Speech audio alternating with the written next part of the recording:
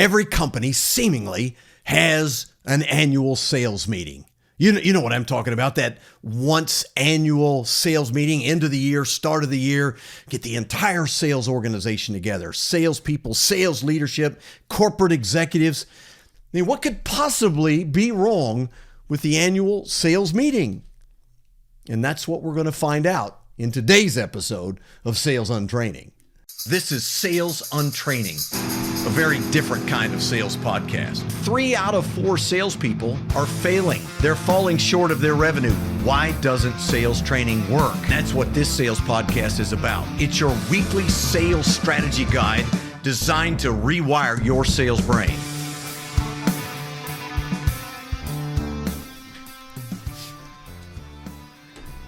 Welcome to Sales Untraining, your weekly sales strategy guide designed to completely rewire your sales brain. Great to have you. Hope you'll like and subscribe to the podcast. And by the way, hope you're willing to share it with others and have that conversation about, kind of what is this guy talking about with Sales Untraining? Sales training doesn't work, that whole thing. Get involved in the conversation.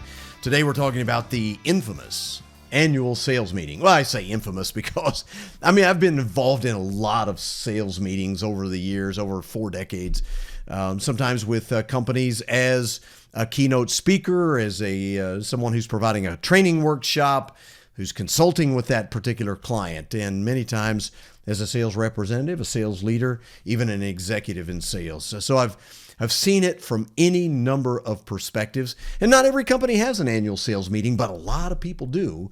And it's kind of that time we all look forward to, right? Because we're going to get the whole organization together, the whole sales organization, and we're going to have some programmed curriculum and dinners at night and swapping stories and rekindling conversations from previous meetings and building those relationships and going through the mandatory sales training.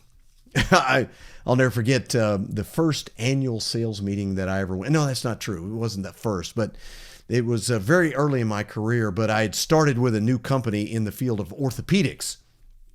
And I was told that I would come out for a week of training. I found out when I got there, it was my first week on the job. It was actually a sales meeting beginning on the second day. So I was there on Monday, and I spent all of that training time on Monday helping the company prepare for the annual sales meeting.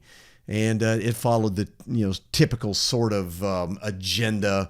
We got the whole organization together, and we had a brand new national sales manager, and he spoke, and the president spoke, and then we did some technical training and this, and that, and the other thing, and played a lot of golf, and there was a lot of extracurricular activities going on.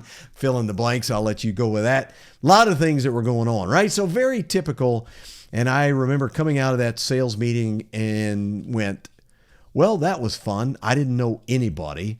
I got to know a few people, but everybody had these relationships, and the technical training was good, I guess. I didn't understand any of it because it was my first week on the job, and so I didn't get a whole lot out of it. Well, my experience over the many years is that they really vary in terms of production value and what you get out of them and so forth and so on. But a staple in the annual sales meeting is to bring in an outside speaker. By the way, shameless plug. Yes, I do a lot of that. Do a lot of speaking at annual sales meetings and conferences and all kinds of things. And, it all typically tends to go the same way. Well, it's always interesting when I set expectations with people, because I ask the question, what do you hope to get out of this? And the one that I hear the most, the most common response is, well, I'm hoping you can give our sales team a nugget or two that they can take away and use to improve their selling. Okay. I'm sorry, I have to chuckle, because is that really what you're paying me for? Is that what think about it. We want to find some charismatic speaker, someone with great content, even better if they've written a book or 2 or 12. And, if they're a big name, well, of course, you're going to pay a big fee, but we're going to pay someone to come in and ignite the crowd and the passions of the salespeople and get them inspired and all of that. And what kind of impact is it going to have next Monday when we return to work? And that's often what we call sales training. Oh, yeah, of course we did sales training. We did it at the annual sales meeting. I mean, what could possibly go wrong? We plug you into the agenda and give you an hour for a keynote. And we're trying to get, listen, it's almost like it's a requisite. If we're going to have a sales meeting, we've got to have a speaker. And listen, I'm not trying to talk myself out of opportunities, but I really want to provide some value. You know why? Because if there's real value, what are the chances are you'll be interested in me in the future, right? But it happens quite often that there's very little expectations other than to be entertained or to be inspired. And that's great. Nothing wrong with that. I'm a big fan. I love being inspired by great speakers. But if we're going to invest, wouldn't it be nice if we could change some behaviors, learn some things that we can implement that will actually move the needle in terms of sales? That'd be great. Well, the problems are many. But it begins in the beginning, and that is that we don't have any expectations for exactly what we're going to get. In fact, let's forget about expectations for the speaker or the trainer. I mean, many times training is being done by sales leaders inside the organization, the VP or the sales manager or the general sales manager, whatever the case may be. There's some training that happens there. But let me ask you, do you set any kind of clear expectations for what that training should produce in terms of behavior change? Do you set forth the very learning points that we expect you to pick up on and that we expect you to implement and execute? And, do we have any sense of how we think it will impact our performance? Or, as I most often see, do we say, well, we need to, talk about a particular thing? And by the way, as is very common for corporate sales training, the annual sales meeting training is typically the same as well. It's about products. It's about technical things. It has very little to do often with selling skills, selling process, strategies, planning, et cetera, et cetera. None of that is involved. So we learn more about the products. Nothing wrong with that. Not a thing. If we put it in context, if we say this is how this information is used and this is the part of the sales process where you insert it, and here are the kinds of things that you're going to do and you're going to change in order to use this information effectively, quite often doesn't happen. So I'm giving you a lot of takeaways on things that you need to change for sales meetings. Number two, there's typically no measurement, there's no testing, there's no review on the things that we're asking you to learn or expect you to learn. So there's no follow-up afterwards. So think about it. We put tens of, if not hundreds of thousands of dollars into a meeting and bring a very large organization or a small or medium-sized organization together. The objective would be to get a very high return on that invested dollar. Doesn't it make sense to think about what we're going to do before we have the show and how we're going to implement the training and how it's going to be integrated into everyday life? And by the way, how we're going to follow up, measure its impact, et cetera, to see if we're actually doing a good job. And let's talk for a moment about the coaching side of it, because I mentioned review and testing and all of that. That requires that we have expectations of the sales leader as well to come alongside salespeople and ensure that these things have been learned, behaviors have been changed, and they're helping with the process. Oh, and number three, there's this little sticky thing called, psychologists call, the forgetting curve. Very specifically, what we know from psychology is that any new information that we take in, especially in the midst of a tremendous amount of chaos and other information that we're getting. Think about the annual sales meeting. Many times it's 2-3 days, sometimes longer, and we're taking in enormous amounts of information. And according to psychologists, within an hour of taking in any new information, we have forgotten exactly half of it. Within 24 hours, it's 70%. And then think about it. If we have the annual sales meeting, at the end of the week, by the time they get back into the field, it's just about a week later. According to psychologists, we've forgotten about 90% of it. And have you looked at how people take notes? By the way, do people actually take notes anymore? I'm old school. I use a notebook and and something to write with. I write it all down. Now, in today's technically savvy universe, people will take notes on their iPad or their computer and put it in Notes or OneNote or some other platform that they use for keeping notes. And do they make those notes visible? Do they actually do a good job of taking those notes where they remember all of the things that have been taught and communicated? And more importantly, do they create action items, to-do items, when they get back in the field? The answer to those questions, in my experience, is typically no. So, to recap, we spend a lot of money to bring our people together, and we do training so that we can satisfy the requirement to provide sales training and advancement for our salespeople, but we don't set expectations. We don't provide testing, review, coaching afterwards. It's not requisite. And by the way, there's this whole thing that we have to deal with where people forget most of all the new information we get anyway, or if it goes into their notebooks, and they actually do take great notes, many times they are underwater when they get back in the field on Monday, and they never actually get back to the notes, and they lose all that passion and enthusiasm. Yeah, what could possibly be wrong with a national sales meeting, an annual sales meeting? Well, we could be implementing sales training and doing it quite ineffectively. Well, coming up next, I'm going to tell you how to get way more out of that annual sales meeting.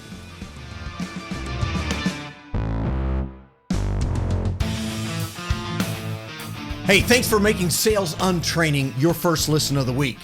And if you find something you like, if you hear something that's interesting, I hope you'll share it with somebody you know.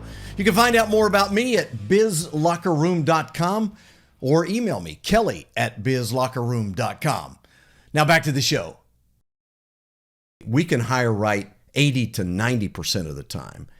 And one of the things that you need to do differently, significantly differently, is that you need to set very clear expectations in the interview process. What are you hiring them to do? Create that scorecard that says, here's the 3 or 4 things that we're hiring you to do. Figure out exactly what critical skills and competencies they need. Not a laundry list of job description, job tasks, things that they need to do. Not the 22 competencies that you list on your annual performance reviews that we really don't use. I mean, what critical items do you need to investigate?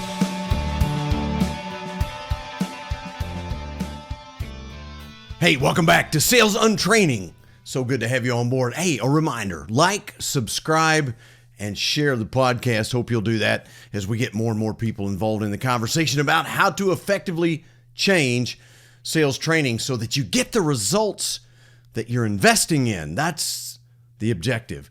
Well, we're talking about annual sales meetings, and they're great. I love annual sales meetings, the excitement that happens there, the new information, new product rollouts, new marketing. Sometimes, they can have a negative aspect to it when we're reviewing numbers or presenting our budgets and things haven't gone as well as we'd like.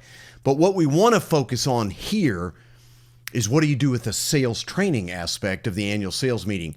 Almost without exception, annual sales meetings include some component of sales training. It could be internal, it could be our sales leadership, it could be some technical people.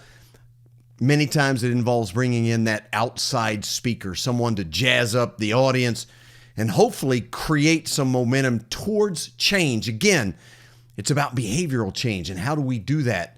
And so let's talk about 3 things that you really need to look at if you're going to maximize the impact of the sales training in your annual sales meeting. And we'll just divide it up into 3 pieces. Number 1 is the pre-meeting work. And I mean, you need a really good plan. My experience, most annual sales meetings, everything is planned out to a T. Travel and meals and location and getting people in and out and getting the agenda and all that. And just one piece of the agenda is sales training, or the speaker, or both. But we don't get into detail in terms of exactly what are our objectives. What are we trying to accomplish? And by the way, relative to what we're going to train on, what's our current situation? Where do we struggle? Where do we excel? what would we expect to do with this training that would impact our results? And by the way, how might we be able to measure that after the fact? And we want to set some very clear expectations prior to the meeting with the entire sales force, with the entire sales leadership team, sales managers, regional managers, VPs, whatever the case may be. Let's set our expectations. What do we expect to get from this? What do we expect our salespeople to do? And to give them an idea of how we're going to follow up and so forth. All of that pre-meeting work, absolutely critical in terms of getting the most out of what we do. Well, number two, in meeting. What are we doing in the meeting? And one of the real mistakes that I see a lot of companies make is they don't involve their sales leadership, their sales managers, the way they should. Many times the sales managers are sitting in the back expecting the sales people to learn and grow and absorb the material and do some things with it. And we want to be way more intentional than that. In fact, that's your watchword, the two words you want to write down somewhere and always remember. Be intentional. Be intentional about what you're doing. Get your sales managers involved. Again, setting very clear expectations for what you want them to do. And during the meeting, let's do talk back. In other words, what were the key takeaways that you got out of this presentation or out of this technical presentation or internal training or whatever we did?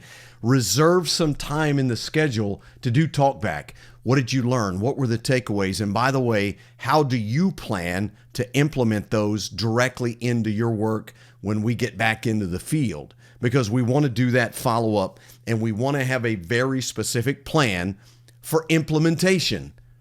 And that leads us into number three, obviously post-annual meeting work. What do we do after the fact? Well, we have to have a plan for inspection.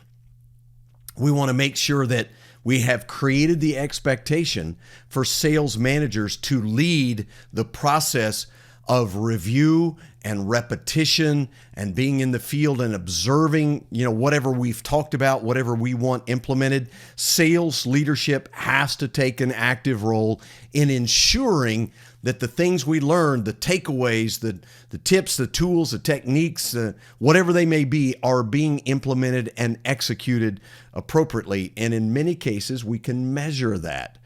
We want to know, did we move the bar? Did we raise the level of performance based on the things that we brought into the annual sales meeting in terms of sales training?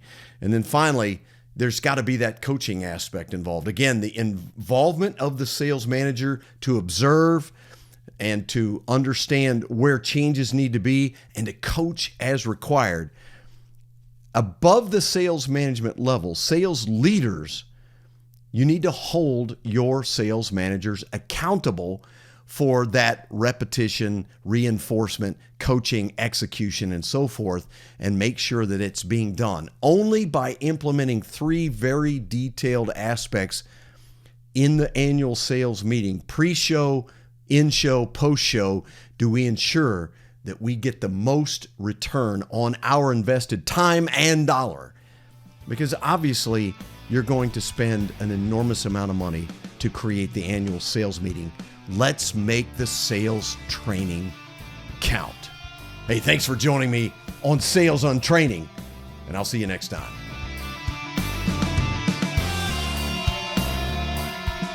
Sales on Training is a production of Business Locker Room and Pod About It Productions. Music and editing by Doug Branson. To get more Kelly, visit bizlockerroom.com.